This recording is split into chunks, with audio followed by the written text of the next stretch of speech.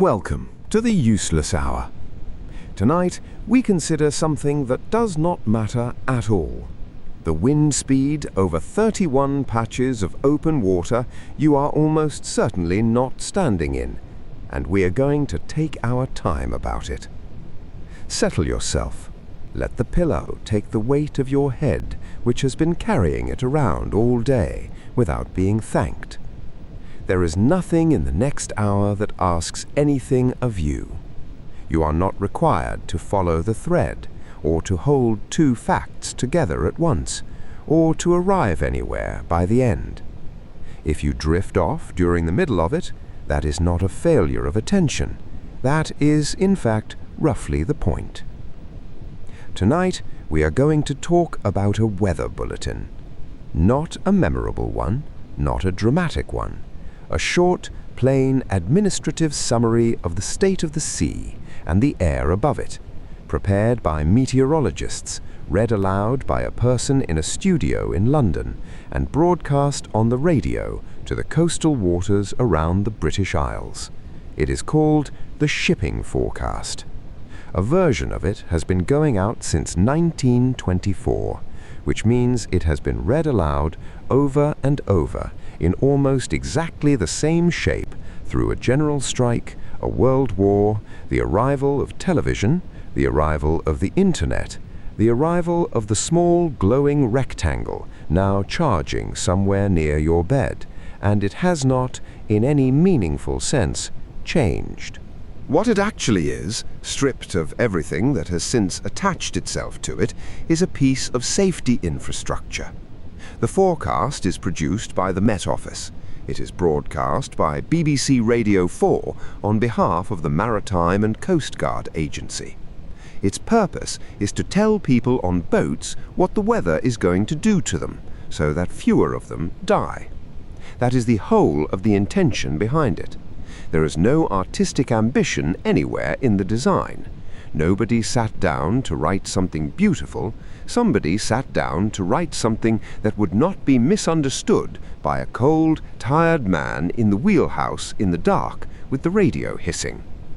And yet, the thing has a shape, and the shape never varies, and it is the unvarying quality that does most of the work.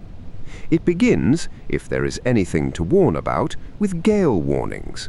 Then it gives what is called the general synopsis, a single sentence or two describing where the great weights of high and low pressure are sitting at this moment, and where they are expected to have moved to by the same hour tomorrow. Something is 990-something millibars and is expected to be somewhere else, losing its identity by evening. Whole weather systems are given a location, a direction, and a fate in about the number of words you would use to describe a bus route. And then comes the part that people remember without ever meaning to remember it: the roll call. There are 31 sea areas. They are read in a fixed order, and the order never changes, and it has not changed within the lifetime of anybody now listening. It begins in the northeast, in the water between Norway and Shetland, in an area called Viking, and it works its way round the islands, down the eastern side, along the Channel, out into the Atlantic approaches, up the western side, round the top, and it ends far out in the northwest, off the coast of Iceland. It is a circle. You are, without being told so, being walked slowly round the outside edge of a country, at a fixed pace, in the dark. Each area gets a handful of words, and those words also come in a fixed order. The wind first always, which direction it is coming from and how hard. Then the weather itself, rain, showers, whether any of it is worth mentioning. Then visibility, how far a person on the water would be able to see, which is given in a small vocabulary of terms that are, when you consider them for even a moment, quietly enormous: good, moderate, poor. And the last one, which is the one everybody remembers, and which means what it says: fog. That is it. That is the entire object. Warnings, synopsis, areas, wind, weather, visibility. And then the announcer stops and something else happens on the radio, and the sea carries on doing whatever it was going to do anyway. It is short. That surprises people who have never actually timed it. In the mind, it feels like a vast recital, an epic, a litany going on and on into the night, and in reality, most of the bulletins are a matter of a few minutes. The longer late-night one runs to something closer to 10 because it carries additional reports from coastal weather stations and a forecast for the inshore waters, but the core of it is a very small amount of information indeed. It is read more than once a day, at hours arranged for the convenience of people who are awake because of the tide, rather than people who are awake because of their own minds, and each reading is a fresh set of numbers poured into the identical container. And here is the strange thing, the thing this hour is going to move around slowly, from several angles, without ever entirely resolving. It sounds like poetry, not a little, considerably. It has meter, it has a caesura, it has that trick good verse has of putting a proper noun down and letting it rin for a moment before moving on. It builds and releases tension across a long list. It ends every time on a distant place. Poets have written about it, songwriters have borrowed it, and people who have never read a poem voluntarily in their lives can produce a passable imitation of its cadence at a party. And none of that was intended, not one syllable of it. Every quality that makes it sound like art is a side effect of an engineering constraint. It has rhythm because the information has to arrive in the same order every time, so that a listener can predict what is coming and write it down. It is compressed because there is very little airtime and a great deal of coastline. The names sound like incantation because they are, for the most part, simply the names of sandbanks and estuaries and islands and long-dead fishing grounds, chosen for being unambiguous over a bad signal. The whole hypnotic effect of the thing is an accident produced by people trying very hard to be clear. You do not need to remember any of this. It will not be on anything. Which brings us to the actual mystery, and it is a real one. Almost nobody listening to the shipping forecast needs the shipping forecast. The audience is generally reckoned in the hundreds of thousands, and the number of those people who are at that moment on a vessel in one of those 31 areas, making a decision about whether to put out or stay in, is a rounding error. The overwhelming majority of the people receiving this maritime safety broadcast are in bed. They are in Birmingham. They are in a terraced house in Sheffield, 100 and some miles from salt water in any direction, listening with genuine attention to a report of the wind and the visibility off the west of Ireland, an area they will never see, in conditions that will never touch them, concerning hazards they are in no danger from whatsoever. They do not do this ironically. That is the part that resists easy explanation. There is no smirk in it. People describe the forecast as comforting in the way they describe a childhood house as comforting, bodily, unarguably, and without being able to say precisely why. It is used deliberately as a sleep aid by people who have tried everything else in place of a tablet. There are listeners, by most accounts, who have asked for it, or for the drowsy little piece of music that goes before it, to be played at their own funerals. It is, by any reasonable measure, a list of wind speeds. So that is the question we will be turning over slowly for the rest of this hour. How a functional weather bulletin, written to prevent drownings, addressed to fishermen, and constructed with no more artistic intent than a train timetable, became one of the most quietly beloved objects in an entire national culture, and the reliable sound of falling asleep for people who have never owned a boat and never intend to. We will get to where it came from and to the men who died before anybody thought to try. We will get to the names and the ones that quietly changed and the one renamed not so long ago after a person.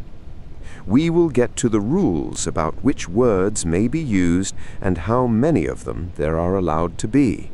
None of it will be useful to you. By morning, most of it will be gone, and that is exactly the correct thing to do with it.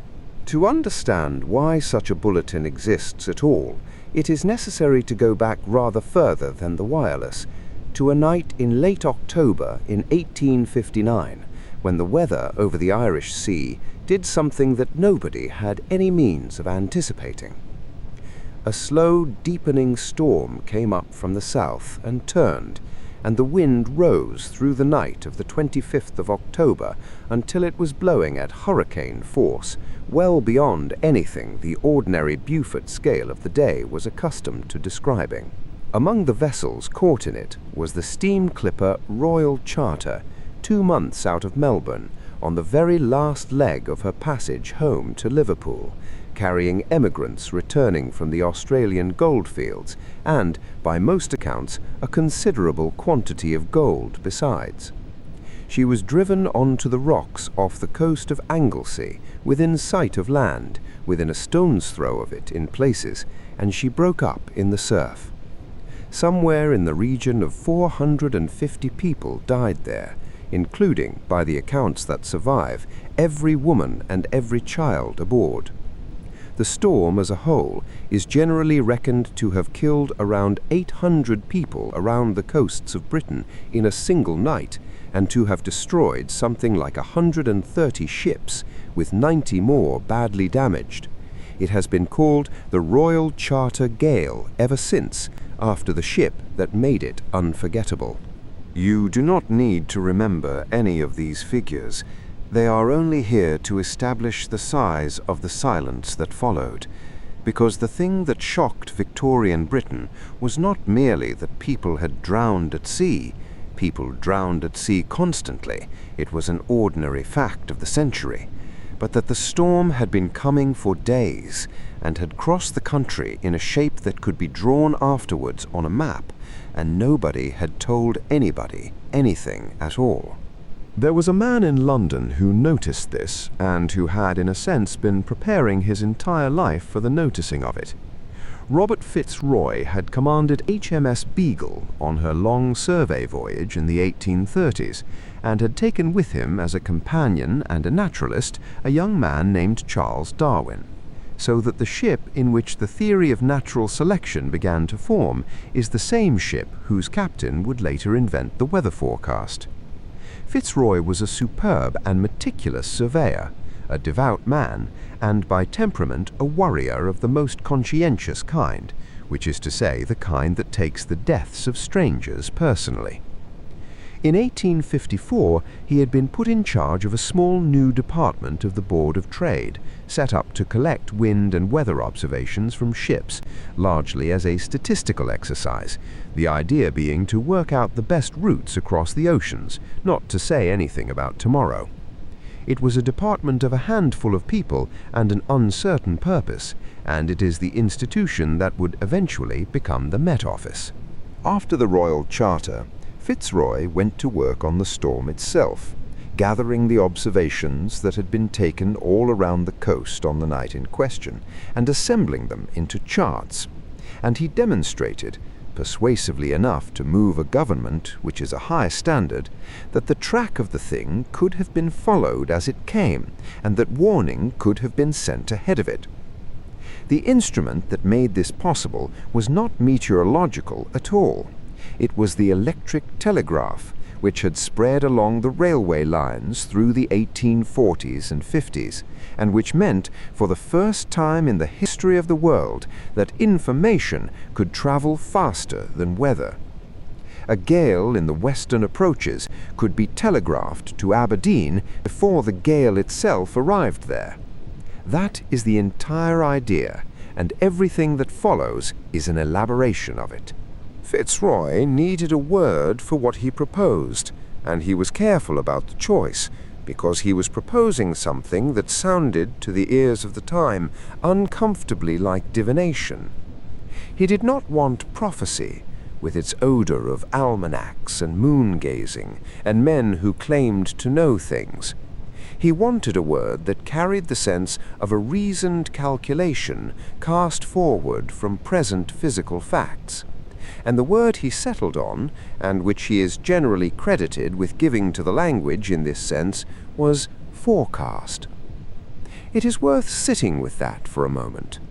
The word is now so worn with use that it means nothing in particular. It was coined as a defence. The warnings began in February of 1861. When the department judged that a gale was coming, a telegram went out to the ports. The earliest of them went to places including Aberdeen and Hull, and Yarmouth and Dover and Liverpool and Galway. And at the port, on a mast where it could be seen from the water, they hoisted a shape, a cone of canvas and wood, point upwards or point downwards, according to the quarter the gale was expected from, and a drum, a cylinder, to indicate that the gale was expected to be a severe one.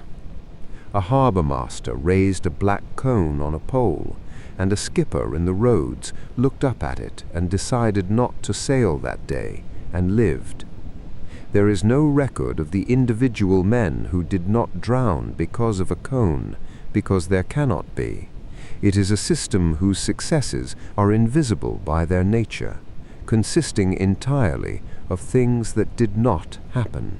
Later that same year, in August of 1861, FitzRoy began supplying general forecasts of the weather over land to the newspapers, which the Times printed. And this is where the trouble properly began. The forecasts were sometimes wrong. Being wrong in a newspaper is a different order of experience from being wrong in a private telegram, and FitzRoy found himself mocked in print and, more woundingly, held in open contempt by a portion of the scientific establishment, including men within the Royal Society, who held that the atmosphere was not understood well enough for any honest man to make predictions about it, and that to publish them was to bring science into disrepute. There was a decent argument in that position. The theory genuinely did not exist yet. But FitzRoy was not making a theoretical claim. He was making a practical one about drowning, and he was making it while doing the work of a much larger department almost alone, at his own expense in part, in failing health and under continuous public criticism. He did not survive it. On the 30th of April, 1865, at his home in Norwood, in the south of London, Robert FitzRoy took his own life. He was 60 years old. It is possible to say, and people have said it, that the storm warnings killed him rather more slowly than the storms killed anybody else. What happened next is the part that tends to be left out. With FitzRoy gone, his critics were free to press their case, and official review was made of the department's work, and the storm warnings were discontinued. The date usually given is 1866. The gales, of course, continued, and now nothing was hoisted at the ports, and ships put to sea in ignorance again, and the losses were noticed. There were letters, and there were questions asked in Parliament, and there was pressure from ship owners and fishermen and the lifeboat men, and within a year or so the decision was reversed and the warnings were restored. The date generally given for their resumption is the 30th of November, 1867. The service has, in one form or another, run ever since. It had to be taken away for a little while for its value to be understood, which is a thing that is true of a great many arrangements. From there, the story is mostly one of the signal changing its medium while the message stayed almost exactly the same. The cone on the mast could only be seen by a man who could see the shore, and the telegraph stopped at the water's edge, and so the arrival of wireless telegraphy was less a revolution than a release. From around 1911, Gale warnings were being sent out by radio to shipping in the seas around these islands, which meant a vessel far out in the Atlantic could be told what was coming for her. The service was interrupted by the Great War for the obvious reason that a broadcast telling your own ships about the weather also tells everybody else's.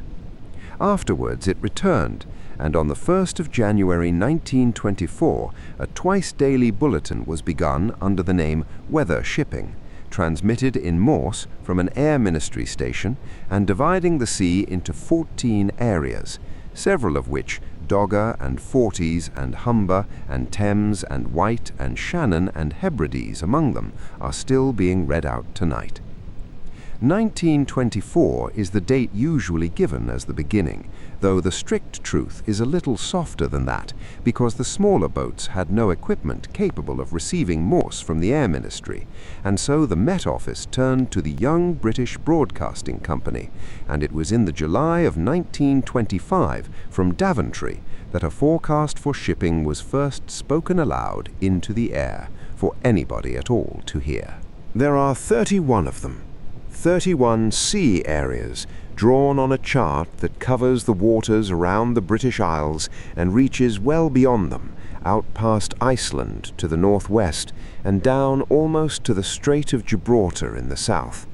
And they are read in the same order every time, and that order has not been rearranged on a whim in living memory. It begins in the northeast, in the cold water between Scotland and Norway, and it travels clockwise down the North Sea, along the Channel, out into the Atlantic, up the western approaches, round Ireland, out to the deep ocean west of the Hebrides, and then back over the top of Scotland to the north again, closing the circle where it opened. A listener who knows the sequence can tell from any single name roughly how much of the bulletin remains. A listener who does not know the sequence simply hears a procession of words that seem to be arriving in an order decided by something other than the announcer, which is precisely what is happening. It starts with Viking, which sits east of Shetland and takes its name from the Viking bank beneath it. Then come North Utsire and South Utsire, hugging the Norwegian coast. Then Forties, then Cromarty, then Forth, then Tyne, each one a step further south along the eastern edge of Scotland and England, and each one named after the water or the estuary it stands off.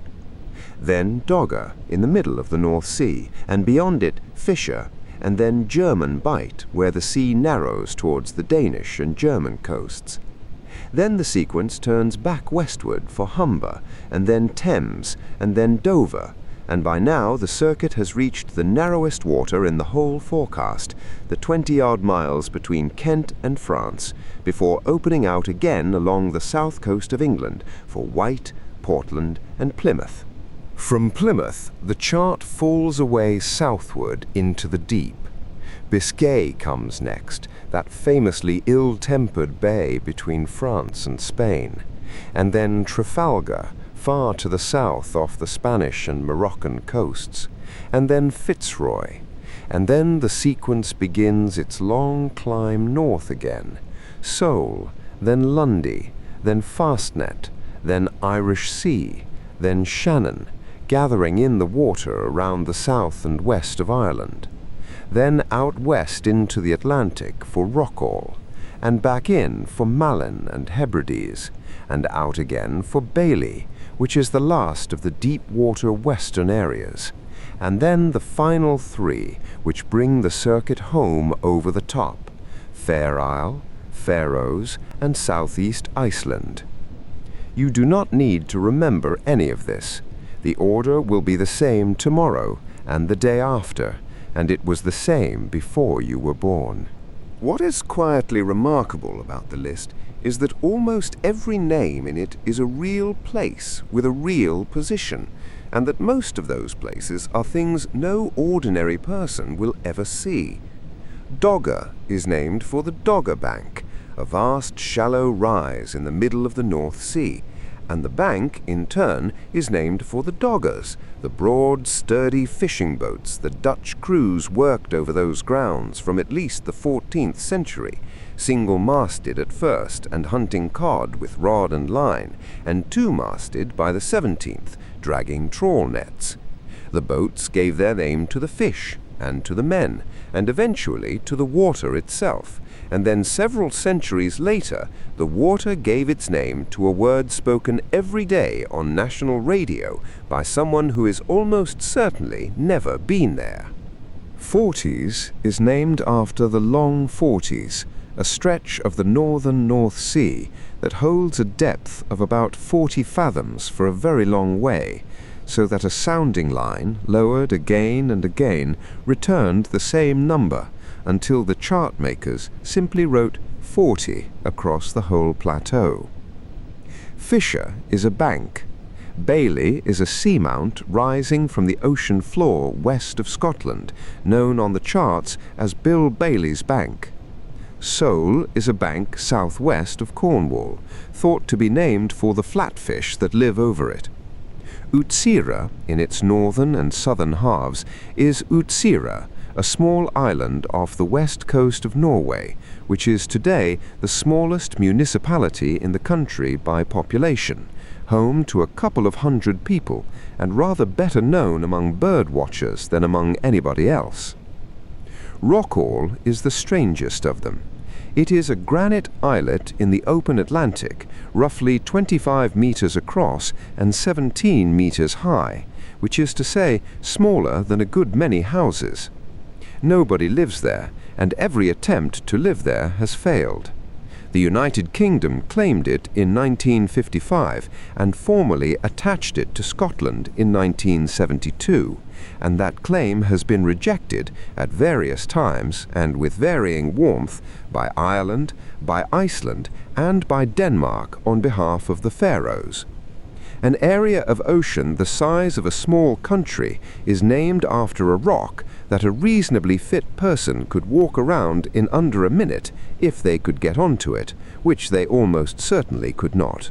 Fastnet is a lighthouse rock off the coast of Cork, a few kilometres southwest of Cape Clear, the southernmost point of Irish soil, and the last thing the emigrant ships saw as they turned for America, which is why it has long been called Ireland's Teardrop. Lundy is an island in the Bristol Channel. Marlin is Marlin Head, the northernmost point of the Irish mainland. Fair Isle is an inhabited island lying between Orkney and Shetland with a population of around 60, generally described as the most remote inhabited island in the United Kingdom, and its name is spoken every day to millions of people, the overwhelming majority of whom would struggle to place it within 100 miles. The list has changed, but slowly, and only for reasons.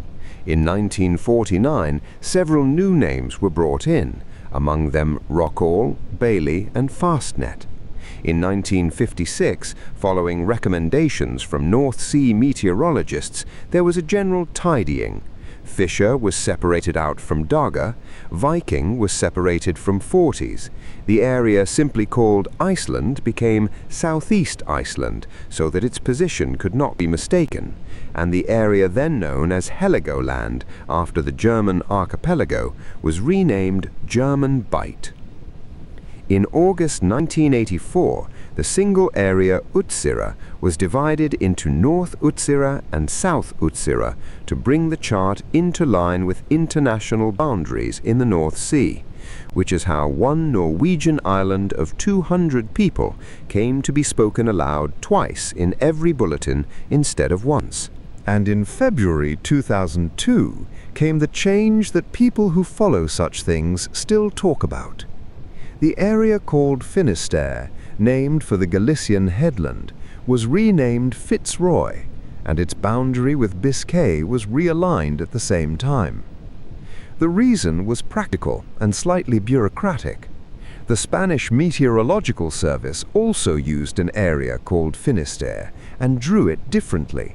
and two neighbouring national forecasts using the same name for different patches of ocean is the sort of thing that gets people killed.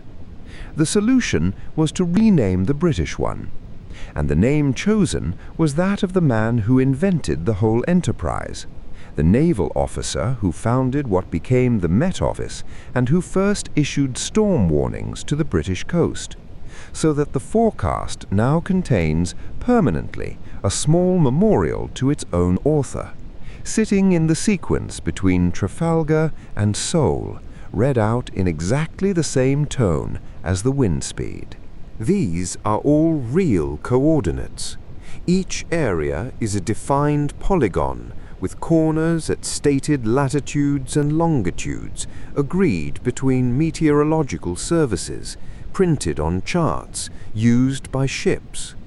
Somebody drew every one of those boundaries deliberately, and yet the overwhelming majority of the people listening to the names have no relationship with any of them whatsoever, have never crossed a single one of those lines, and could not, if asked, put more than 3 or 4 of them on a blank map. The names arrive as pure sound in a fixed order, describing a real and largely invisible geography, and the listener is carried around the edge of the country without moving at all. The thing that makes the forecast peculiar is not that it is short. A great many broadcasts are short. What makes it peculiar is that its shortness is not a matter of taste or of house style, but a rule, an actual budget, counted out in words the way a chandler counts out rope.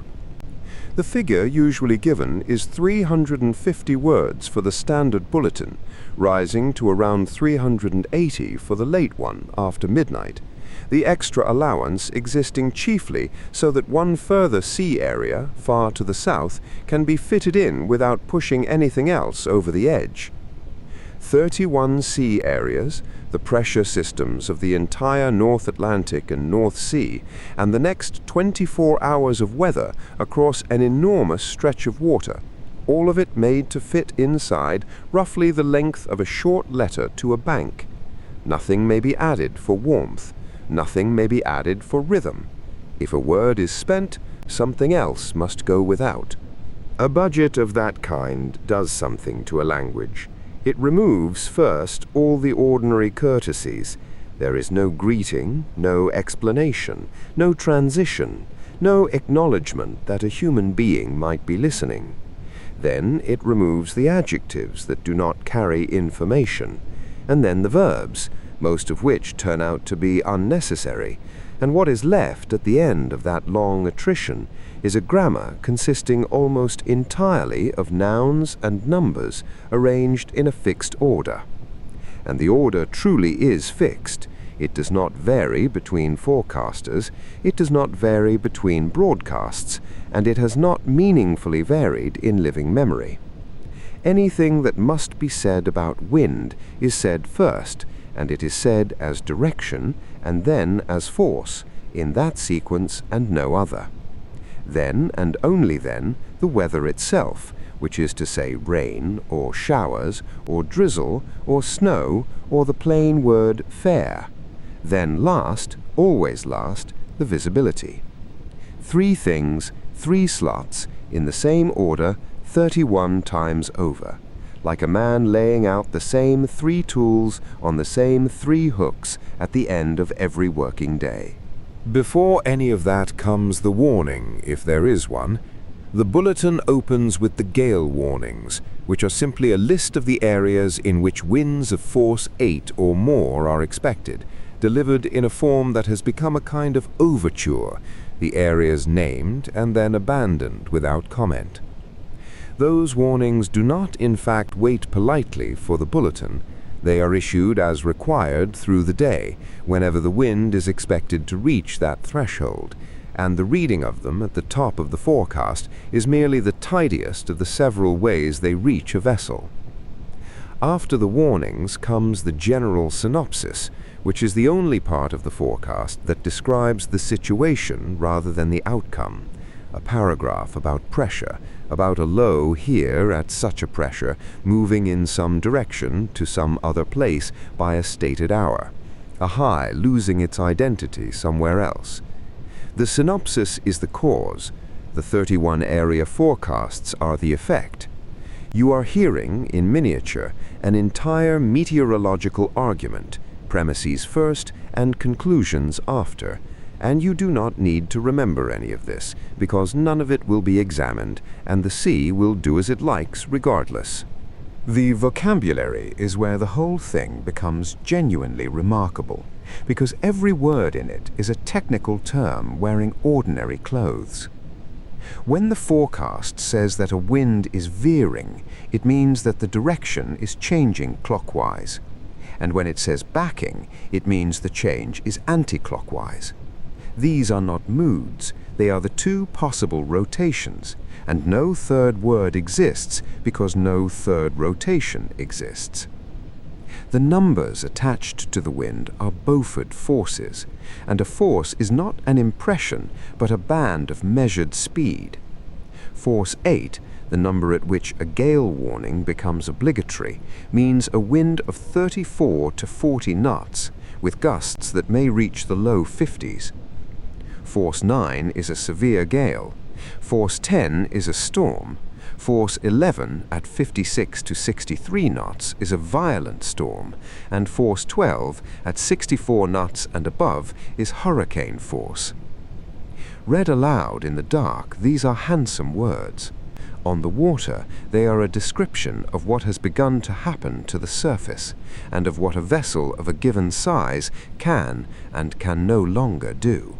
Then the visibility, which is the part that most rewards a slow examination. To a listener, the 4 words seem to be judgments, the sort of thing a person might offer about the view from a hill. They are nothing of the kind. Good means visibility of more than 5 nautical miles. Moderate means between 2 and 5. Poor means from 1,000 meters up to 2 nautical miles. And fog, when the forecast says fog, means less than 1,000 meters. That figure and not another, which is why the word arrives with such finality. There is no room in the scale for a foggy sort of afternoon, or for conditions that are quite poor, really. A boundary is a boundary. Somewhere off Rockall the visibility crosses a numbered line, and the word changes, and the sentence changes, and the man reading it at midnight has no discretion in the matter whatsoever. The synopsis has its own scale, and this is the point at which the language stops being merely tidy and becomes something close to beautiful, in the way that a well-cut gear is beautiful. When the forecast describes a pressure system as moving slowly, or steadily, or rather quickly, or rapidly, or very rapidly, it is not reaching for emphasis. Each of those adverbs is a speed. Slowly means the system is traveling at less than 15 knots. Steadily means 15 to 25. Rather quickly, which sounds like the mildest phrase in the English language, and sounds in particular like something said apologetically at a village fete, means 25 to 35 knots. Rapidly means 35 to 45. Very rapidly means more than 45 knots, and it is not a phrase anyone uses lightly, because there is nothing above it. And there is a second scale running alongside the first, using very nearly the same adverbs for an entirely different quantity, which is the sort of thing that could only survive in a system built by people who had no intention of confusing themselves. Pressure at a station can be described as rising or falling slowly, or simply rising or falling quickly, or very rapidly, and there each term refers not to a speed across the map, but to a change of pressure over the preceding 3 hours, a fraction of a millibar at the gentle end, more than 6 millibars in 3 hours at the violent one. 6 millibars in 3 hours is a barometer visibly deciding something. Two identical-sounding families of words, one measuring how fast the weather is coming towards you, and the other measuring how hard it is arriving, and no listener has ever been asked to keep them apart, because the listeners who need to already do. Even the words for time are numbers. Imminent does not mean pressing or urgent in the way a newspaper means it. Imminent means expected within 6 hours of the time the warning was issued. Soon means between 6 and 12 hours from issue. Later means more than 12 hours away. So when a voice says that a gale is expected soon in Fair Isle, it is not softening anything, and it is not hedging. It has given a bracket of hours, and it has given it precisely in 2 syllables at a cost of 1 word from a budget of 350. And here is the paradox that sits underneath the entire broadcast, and which no one appears to have intended. To a person lying in the dark with the radio low, this sounds like liturgy. It has the cadence of something recited rather than reported, the repetitions of a rosary, the ordered strangeness of a spell, and it is routinely described as poetry by people who could not tell you what a single term in it means. Yet there is not one decorative word anywhere in it, not one. Every syllable is a defined quantity, agreed in a published glossary, broadcast on behalf of the maritime authorities for the benefit of people whose lives may turn on whether the word was pour or fog. The beauty is entirely accidental, a byproduct of ruthless compression, of a century of engineers and forecasters removing everything that was not load-bearing until what remained happened, quite by chance, to scan. The forecast does not go out at times a person would choose.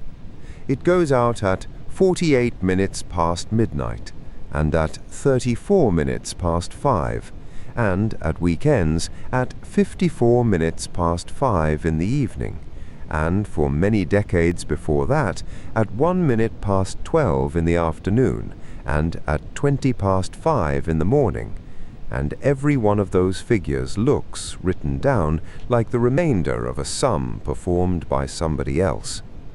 There is no ceremony in them. They are not the round announced hours of a broadcast meant to gather an audience. They are the times left over once everything else has been fitted around a bulletin that cannot be shortened, cannot be hurried, and cannot be moved.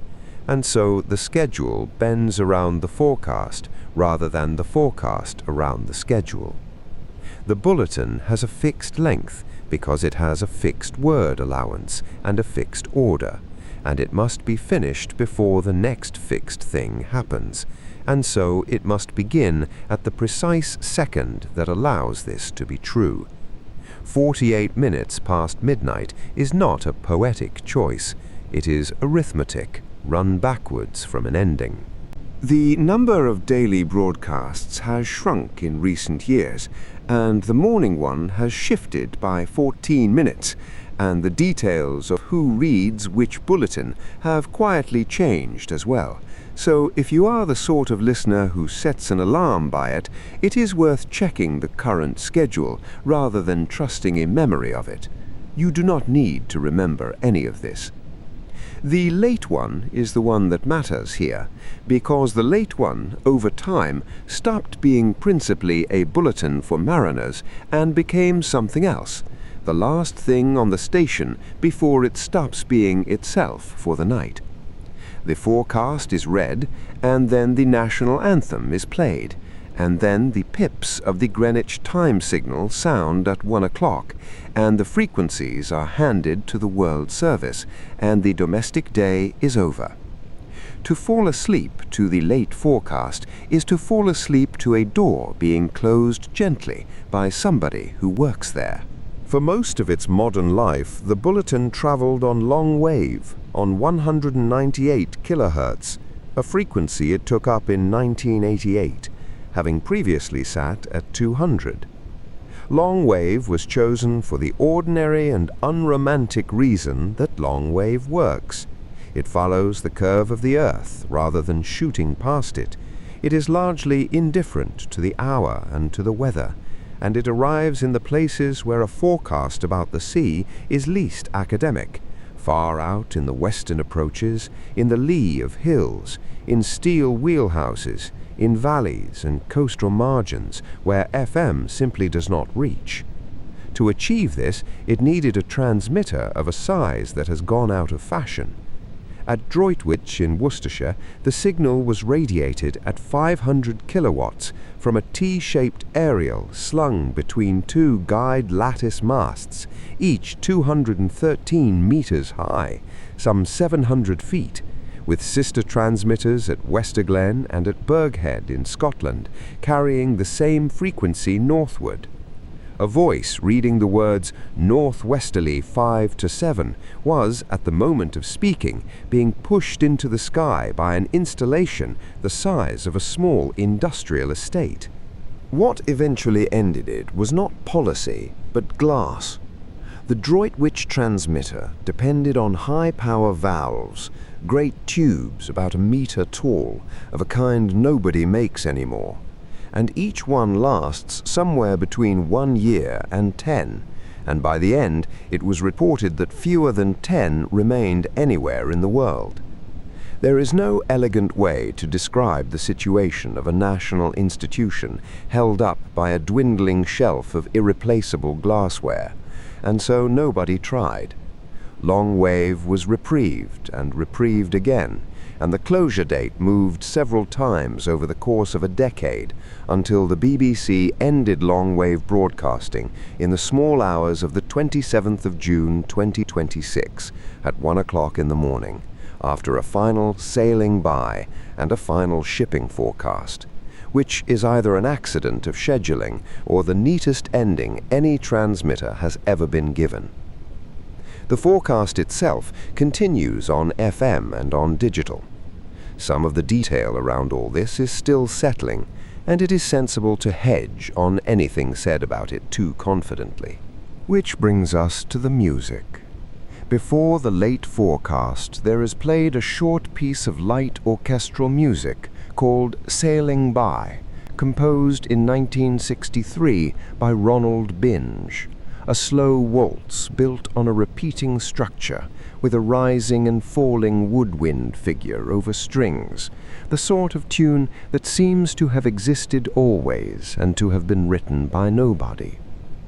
Binge himself was a Derbyshire man, born in 1910, who began as a cinema organist and became an arranger for Mantovani, and who in 1951 devised the effect of overlapping staggered violin lines that gave that orchestra its famous cascading shimmer.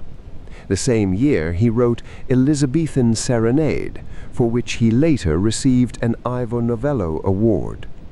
He died in 1979, the year after his waltz took up its permanent post. The waltz was adopted for the late-night sequence in November 1978, when Radio 4 inherited long wave, and it was adopted for two reasons, neither of which is sentimental. The first is that a sailor turning a dial across a crowded band, in the dark, in motion, needs to know he has found the right station before the words begin, and a tune that is simple and repetitive and unlike anything else on the air is a more reliable landmark than a spoken identification he might miss. The second reason is even plainer. The program before it does not end at a predictable moment, and the forecast must begin at 48 minutes past midnight exactly, and so something is required that can be played for 4 minutes, or for 2, or for 40 seconds without ever sounding as though it has been cut. Sailing By is built to be entered late and left early. It is not an overture, it is packing material. The most tenderly regarded piece of music in British broadcasting, the one people describe as sounding like the sea at night, is in practice a length of adjustable rope. When it was dropped from the weekday schedule in 1993, the response was such that it was restored in 1995. The words themselves are read by the duty announcer, and the announcers understand what they are doing. The instruction is not to perform, it is to deliver a list at a pace at which a cold person can write it down, in an even register, with the stresses falling in the same places every night, so that no listener is ever obliged to wonder whether an inflection meant something. Zeb Soanes, who has read it since 2001, called it a nightly litany of the sea. Kathy Clugston has said it is like a lullaby almost. Peter Jefferson read it for some 40 years until 2009, and received letters from listeners telling him it was how they got to sleep, and said he had never been offended by that. He also, on one occasion near the end of that period, was caught by an open microphone using a word not found in the sea areas. He explained afterwards that he had been told earlier that day that he had prostate cancer, and that his mind had not been fully on the work. It is a small thing, and it is remembered chiefly because such things almost never happen, which is the point. And on the 30th of May, 2014, for the first time in more than 90 years, the bulletin did not go out at all. The announcer read it properly and to time in Broadcasting House, and a technical fault meant that what listeners heard instead was the World Service, and the forecast was delivered to an empty line correctly at the appointed second. And somewhere along the way, without any single moment at which it can be said to have happened, the bulletin stopped being only a bulletin. Nobody at the meteorological office arranged this. Nobody at the BBC proposed it, costed it, or wrote a memorandum about it. The forecast simply went out night after night, decade after decade, into a country in which the overwhelming majority of listeners had no boat, no reason to know the wind, and no intention of going anywhere at all. And the country listened, and slowly began to regard the thing as its own. The poets got there first, which is perhaps unsurprising, because the material was lying about in plain sight and cost nothing to pick up. Seamus Heaney used it in the 7th of his Glanmore sonnets, published in the collection Fieldwork in 1979, where the clipped announcer's litany of the sea areas around Ireland is set down on the page as though it were already verse, which in a certain light it is. Heaney puts the sea areas beside two other lists, a run of ancient kennings for the sea, the old compound names by which Norse and Anglo-Saxon poets called it, a road for eels and whales and keels, and a list of the names of French trawlers sheltering in Wicklow Bay from the weather the forecast had described.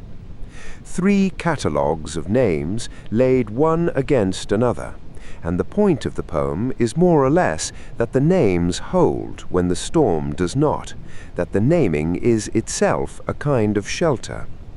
It is a serious poem about a weather bulletin, and it does not smile once. Carol Ann Duffy did something similar and stranger. Her poem, Prayer, appeared in the Times Saturday Review in 1992, and stood as the closing poem of her collection Meantime the following year, and it is a poem about the small involuntary consolations available to people who no longer pray. It ends by turning the radio into a form of liturgy, and its final line is nothing but 4 sea areas spoken one after another, full stops between them, in the manner of the announcer. There is no commentary, there is no explanation. The names are simply allowed to arrive, and the poem stops. The last of those 4 names is Finisterre, and we shall come back to Finisterre shortly, because within 10 years of that poem being printed, the British forecast no longer contained a sea area of that name, and a great many people minded very much. The musicians came next, and their route in was more accidental. In the winter of 1993, Alex James of the band Blur gave Damon Albarn a Christmas present, a handkerchief printed with a map of the shipping forecast areas. Albarn was at the time stuck on the lyrics for a song intended to close the album that became Parklife, and being stuck, he used what was in front of him. The finished song, This Is a Low, travels around the coast by way of the forecast's own geography, moving up past the Tyne and the Forth and Cromarty, out to the Bay of Biscay, across the Dogger, and the effect is of a low-pressure system passing over a country that is not otherwise going anywhere. James told the magazine Select in 1995 quite plainly that they had always found the shipping forecast soothing, and that they had listened to it to remind them of home. Radiohead reached for the same well on the album Kid A in the song In Limbo, where a handful of sea areas are recited over the music by a narrator who is quite explicitly lost. Tears for Fears made a piece called Pharaohs, which is a pun on the sea area Faroes and is essentially the bulletin set to music. The Macons sampled it. The Arctic Monkeys put it on a B-side. Jasper Fforde, writing comic novels, named minor characters after sea areas on the reasonable assumption that no British reader would need this explained. And in 2004, the broadcaster Charlie Connolly published a book called Attention All Shipping, the premise of which was that he would travel, physically and at some inconvenience, to every one of the sea areas in turn, in order to find out what was actually there. You will not be tested on any of it. The state has noticed too. At the opening ceremony of the London Olympic Games in 2012, in the sequence establishing what Britain was supposed to be, the shipping forecast was played into the stadium alongside Elgar's Nimrod, offered to the watching world as a piece of national self-description on the same footing as the music. When the forecast turned 100 years old on the 1st of January 2024, the anniversary was marked by a government press release, which is not a thing that happens to most weather products.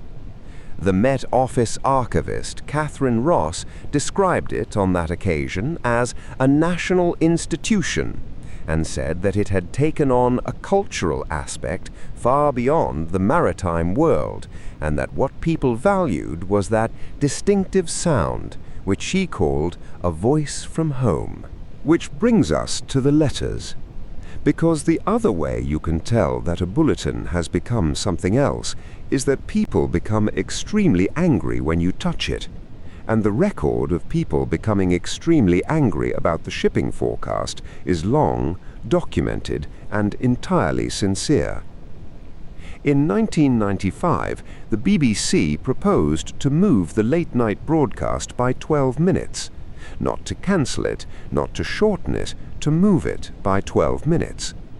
The proposal produced a volume of complaint reported in the thousands, indignant newspaper editorials, and a debate in the House of Commons, and the plan was abandoned.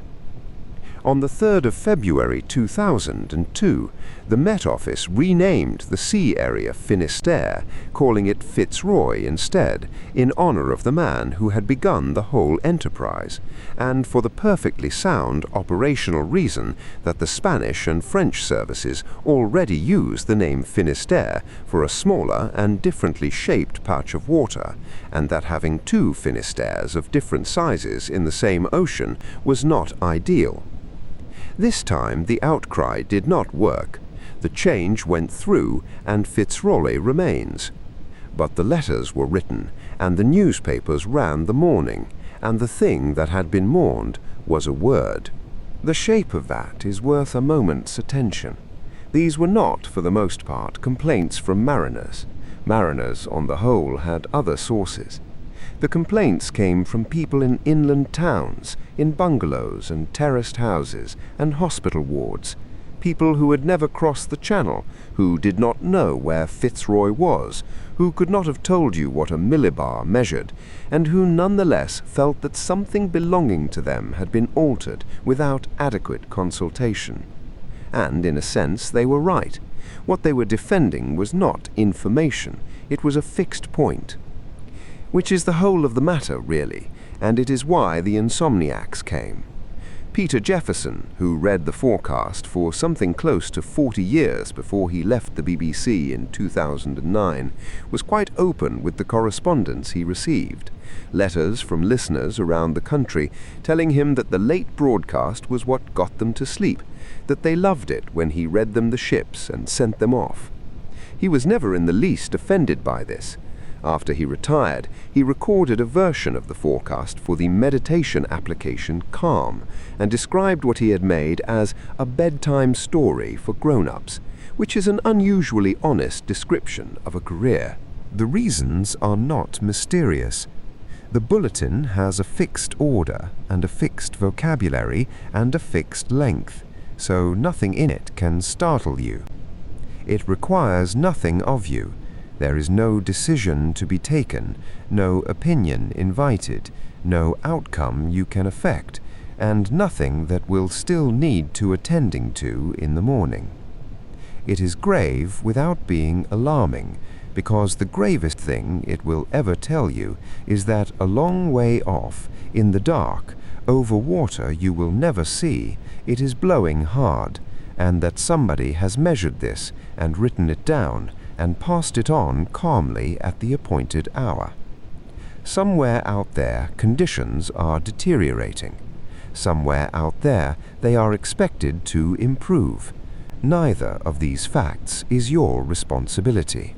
The BBC is entirely aware of what it has.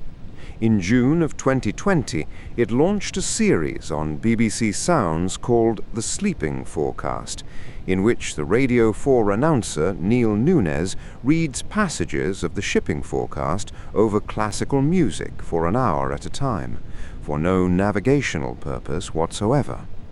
The actor Olivia Colman has said that while filming the more emotionally punishing scenes of The Crown, she listened to the shipping forecast through an earpiece in order to keep her composure, using a gale warning as ballast.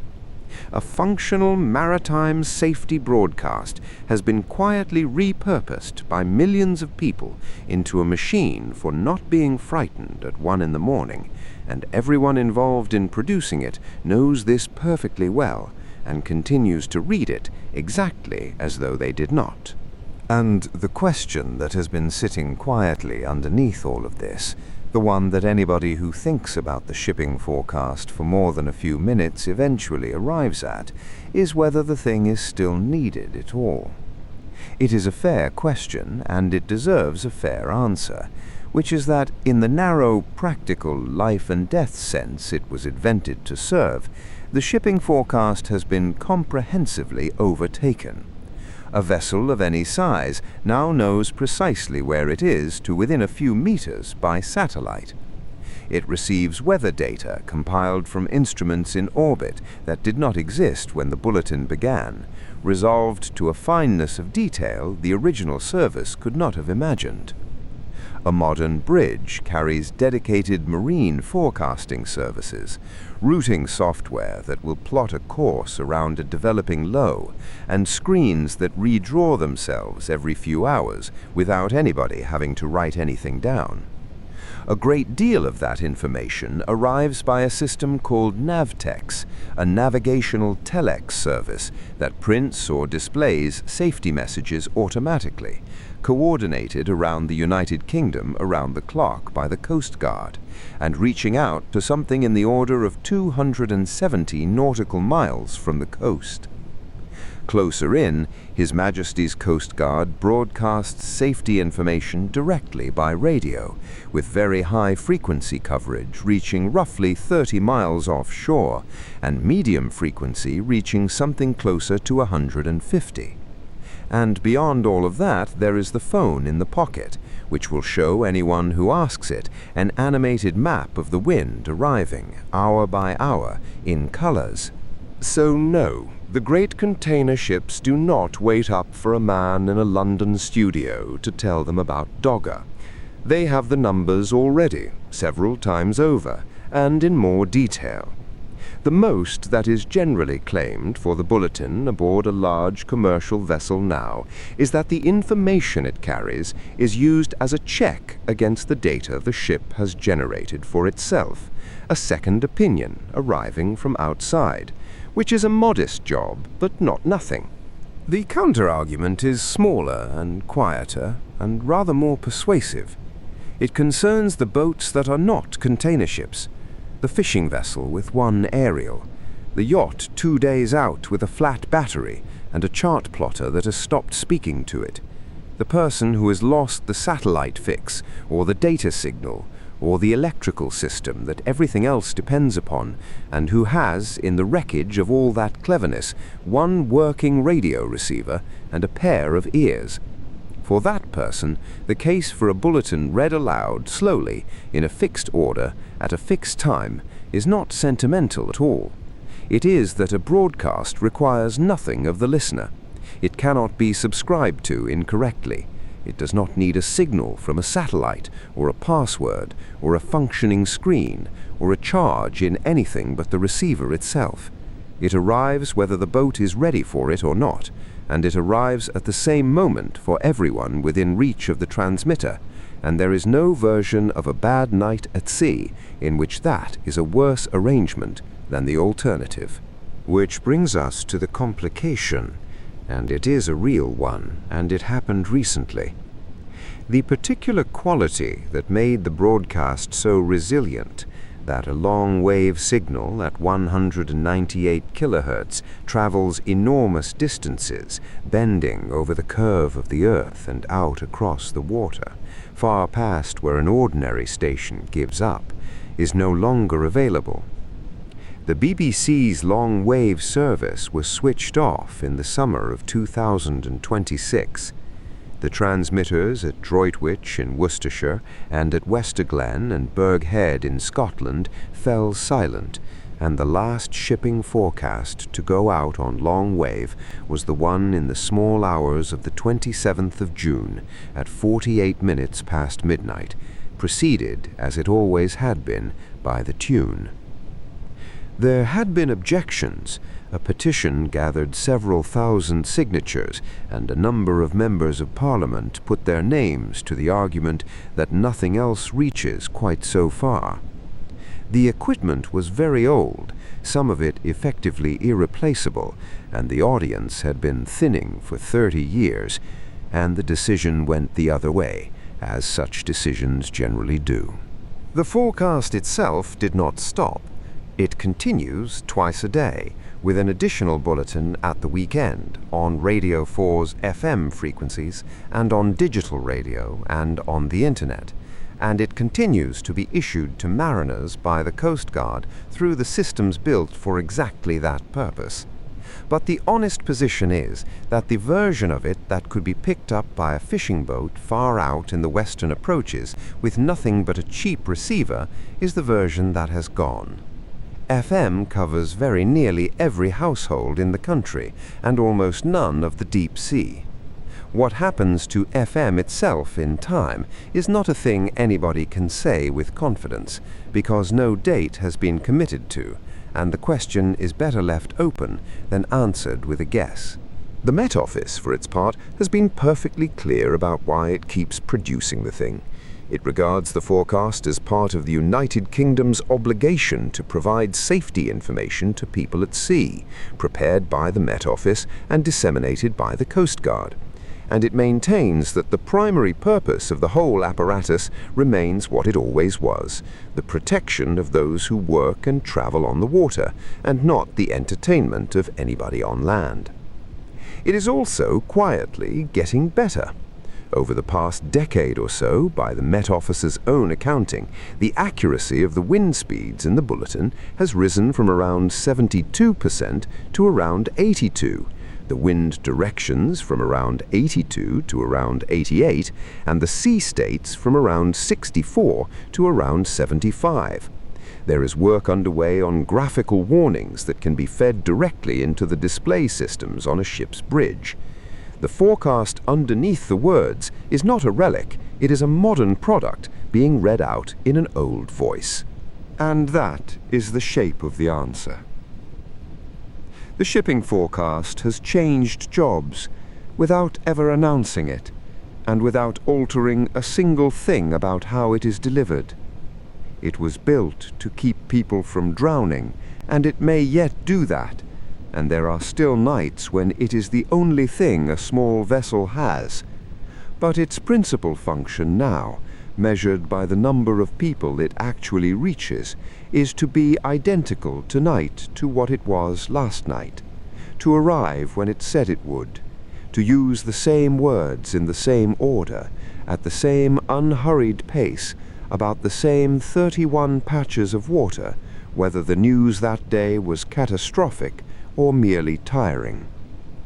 It is one of the very few things left in public life that does not want anything from you, does not adjust itself to hold your attention, does not know that you are there, and would carry on in precisely the same manner if you were not.